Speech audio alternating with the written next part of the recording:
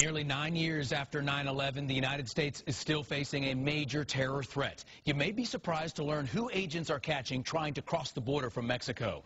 We reviewed congressional reports and traveled to the Southwest to find a threat that affects us here in Metro Atlanta. The Border Patrol uses choppers, ATVs, and horses to patrol the 2,000-mile southwest border. Most of the illegals caught crossing are from Mexico or South America, but thousands are classified as OTMs, other than Mexicans, including hundreds from nations that sponsor terror. These are the records we obtained at this federal detention center near Phoenix, Arizona.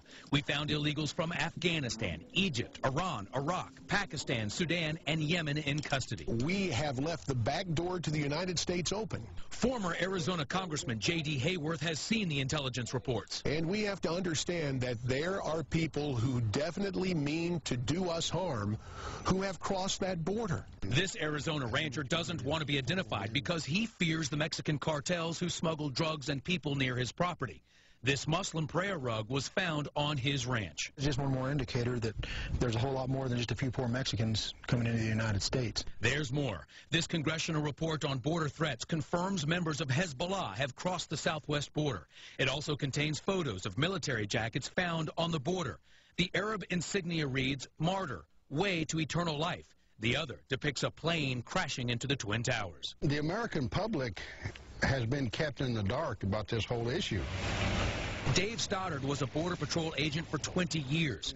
He worries about the dangerous people who get through and may be living among us. In my experience, for every one apprehended, there was at least 10 that would escape apprehension. The congressional report also reveals the route Middle Easterners take. They travel from Europe to South America to the tri-border region, where they learn to speak Spanish, then travel to Mexico and blend in with other illegals heading to this country. One of the world's most wanted terrorists was actually spotted in Atlanta, and speculation is that he came up through the mountains into this country through the Mexican border.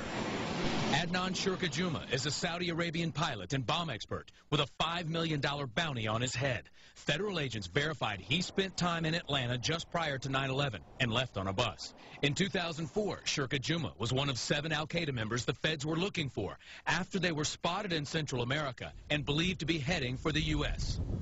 The most grave concern from the congressional report, that Mexican drug cartels will help terrorists smuggle weapons across remote border crossings. Because if we learn nothing from 9/11, certainly we should have learned that borders are important. And former Arizona Governor Janet Napolitano is now Secretary of Homeland Security. We wanted to ask her about the border threat, but our request for an interview was never answered.